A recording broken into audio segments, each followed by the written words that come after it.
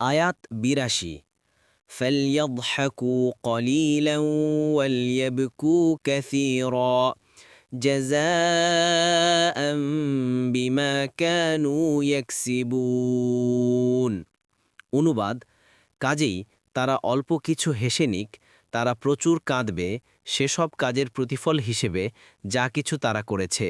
তাফসির, আয়াতের শব্দার্থ করলে তারা যেন কম হাসে এবং বেশি বেশি কাঁদে, এই বাক্যটি যদিও নির্দেশবাচক পদ আকারে ব্যবহার করা হয়েছে, কিন্তু তাফসিরবিদ মনীষীবৃন্দ একে সংবাদবাচক সাব্যস্ত করেছেন এবং নির্দেশবাচক পদ ব্যবহারের এই তাৎপর্য বর্ণনা করেছেন যে এমনিটি ঘটা অবধারিত ও নিশ্চিত, অর্থাৎ নিশ্চিতই এমনটি ঘটবে যে তাদের এই আনন্দ ও হাসি হবে অতি সাময়িক, এরপর আখেরাতে তাদেরকে চিরকাল কাঁদতে হবে।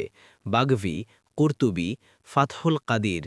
এই আয়াতের তাফসিরে ইবন আব্বাস থেকে বিভিন্ন বর্ণনায় এসেছে, দুনিয়া সামান্য কয়েকদিনের অবস্থান স্থল, এতে যত ইচ্ছা হেসে নাও, তারপর দুনিয়া যখন শেষ হয়ে যাবে এবং আল্লাহর সান্নিধ্যে উপস্থিত হবে, তখনই কান্নার পালা শুরু হবে, যা আর নিবৃত হবে না।